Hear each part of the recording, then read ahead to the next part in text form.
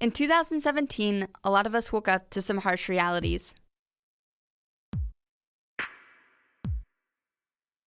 Trump in the White House, the white supremacist rally in Charlottesville, the repeal of DACA, the rise of ICE deportations, the lack of response to natural disasters, it all adds up to paint a pretty bleak picture. On the other hand, there was a lot of energy for the resistance movement. On Inauguration Day, there were blockades at the entrances to the mall in D.C., as well as several large marches ranging from festive to militant. The next day, millions took part in the Women's March internationally. A few days later, everyone was showing up at the airport to protest the Muslim ban. Since then, there's been a steady presence of activism in the public eye, and it's been truly inspiring.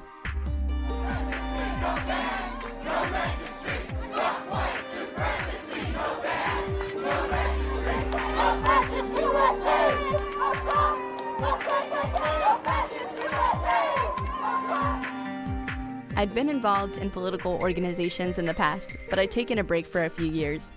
My own privilege as a white, straight, cisgendered person allowed me to be complacent during the Obama administration.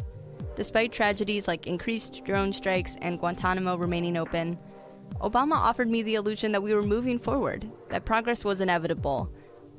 Trump shattered that illusion for me. I called my senators and encouraged others to do the same. I donated to the organizations on the front lines of the fight. I read the books that everyone's been telling me to read.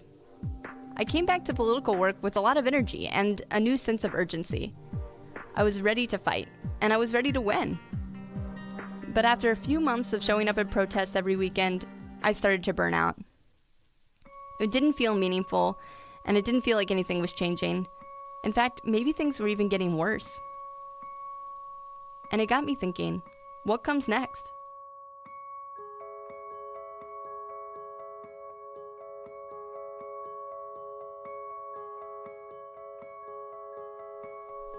This podcast is about what comes next.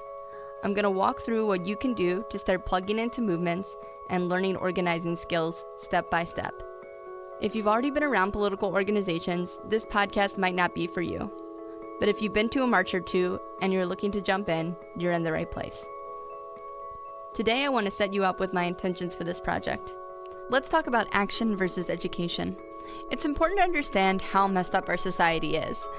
There are many books and podcasts and documentaries dedicated to this understanding. I encourage you to educate yourself. However, this podcast is mostly dedicated to taking action. I won't be going in depth on most issues, but I'll always provide further resources in the show notes for each episode. Second, I don't pretend to be an expert. I am going to be drawing from my own personal reflections, but I'll also be bringing in people who have different experiences. So what's this podcast about? The Brazilian educator and philosopher Paulo Freire asked, what can we do today so we can do tomorrow what we cannot do today? This podcast is about that question.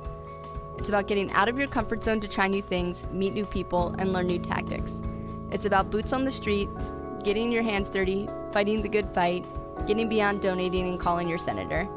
It's about resisting capitalism, white supremacy, sexism, and heteronormativity in your everyday life. You've been listening to Rebel Steps. I'm your host, Liz. Believe in yourself, trust one another, and get organized.